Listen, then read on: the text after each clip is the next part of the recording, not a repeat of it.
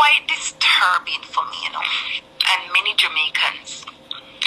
2 days ago, the women of the People's National Party had a press conference. The press conference was about George Wright being reinstated back into the Jamaica Labour Party. George Wright, an elected member of Parliament for the people of Central Westmoreland. George Wright was never arrested, charged, or convicted of a crime. Yet the PNP came out swinging, saying it was a sad day for Jamaica. You know what? I want to tell the women of the PNP what is a sad day for Jamaica. A sad day for Jamaica is when you, the women of Jamaica, try to play on the emotions of Jamaican, try to exploit Jamaicans for political gain. We can see right through your hypocritical stance. I want to ask Gabrielle, Angela, Patricia, and Denise, where were you? What happened to the press conference when former member of Parliament for Western St. Mary, Joyland Silvera, viciously murdered his wife while she slept in bed? You all held no press conference for such gruesome act. Instead, the People's National Party tried to cover it. You all put out a statement, said you're praying for Mr. Silvera, the murderer.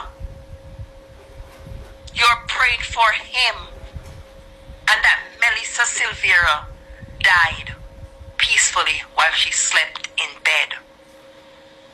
You, the woman of the PNP, after Mr. Silvera was charged, didn't even have a press conference about that.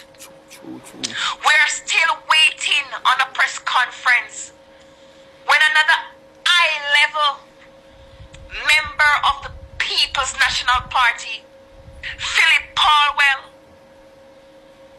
daughter and the mother of his child, was murdered by his partner.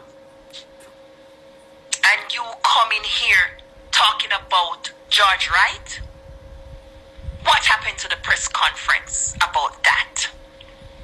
Oh, it's only convenient to have a press conference when it has to do with the Jamaica Labour Party. We, the people of Jamaica, can see right through you. Yes, guys, we all remember the PNP's appalling reaction to the unaliving of Melissa Silvera, how heartless they were toward her and how sympathetic they were towards Silvera.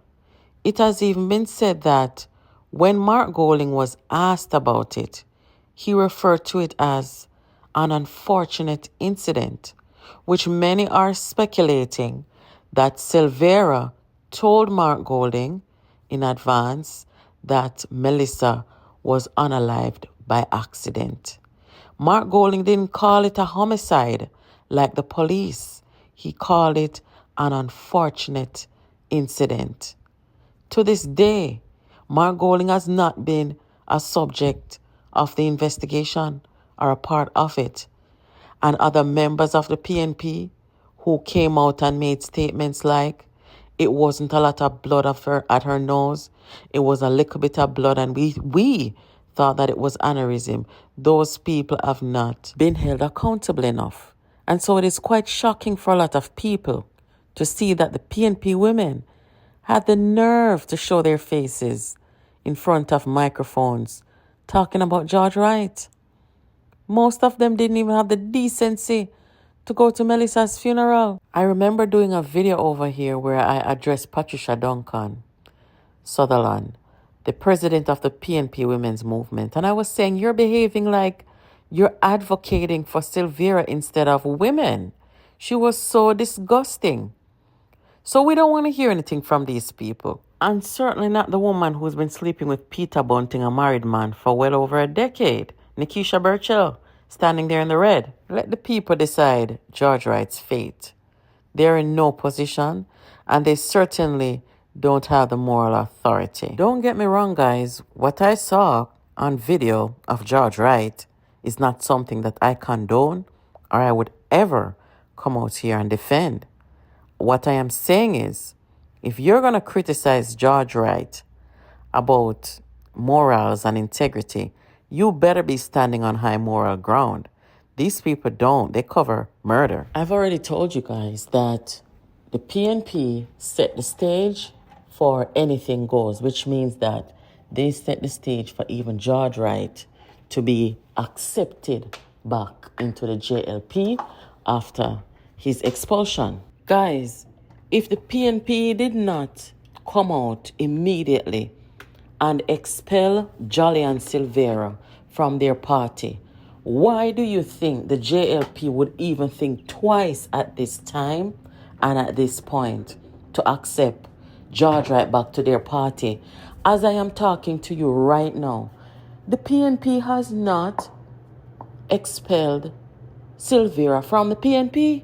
Like, seriously, guys, if they have not expelled Silvera from their party, what makes them think that they can come out and tell the JLP that them shouldn't take back George Wright? The PNP still have a man in a them party. Though he is behind bars, they did not at any point in time say to the Jamaican people that we have expelled Mr. Silvera from our party until him deal with him trial and all them something. They never do that yet. So, like that is common sense.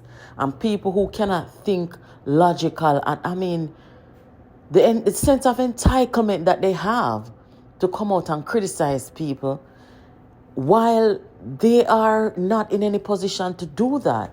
I wonder if they think that the world is blind. Coming out and doing what they did with George Wright only remind people what they didn't do where Melissa Silvera is concerned when they had the chance to show the Jamaican people how much they care about women. Meanwhile, in other news, guys, Finance Minister Favour Williams has some good financial news for Jamaica. Why is the government cutting spending when we need more? I'm Kalila Reynolds, founder of Money Media, Money Made Simple. So Finance Minister Favour Williams recently tabled a $1.3 trillion budget for the 2025-26 financial year, which starts in April. That's actually 9% less than it spent the year before. And if you factor in inflation, it's 14% less. But don't we need more, not less? More resources, more pay, more spending on roads and schools? And aren't we doing better now, so can't we afford to spend more? The answer is yes and yes. The smaller budget is actually because the government will be spending substantially less on debt repayments this year.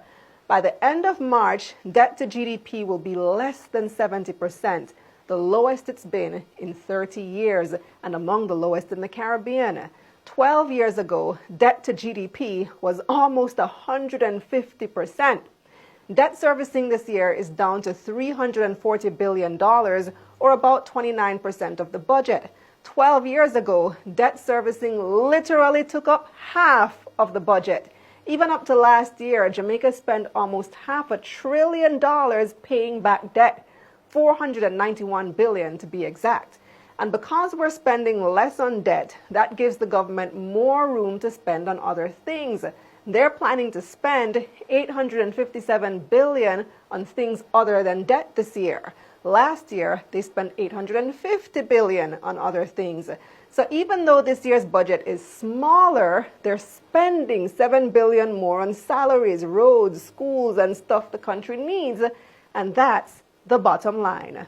Subscribe to our newsletter for money news like this straight to your inbox. Comment newsletter and I'll send you the link.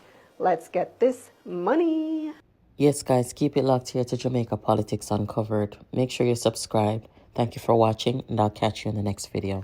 we decided that we're going to put a little tax. Now is the time that we must put a little thing on the imported food into the country. We are spending more on the people's needs without taking more from the people's pocket, while at the same time reducing the national debt. This is a good thing. Jamaica must never go back to the days of supporting reckless politicians who spend without regard just to get political power. They are the run-with-it politicians who believe they can correct the damage of profligate financial management after they win. Those who broke it are usually not able to fix it.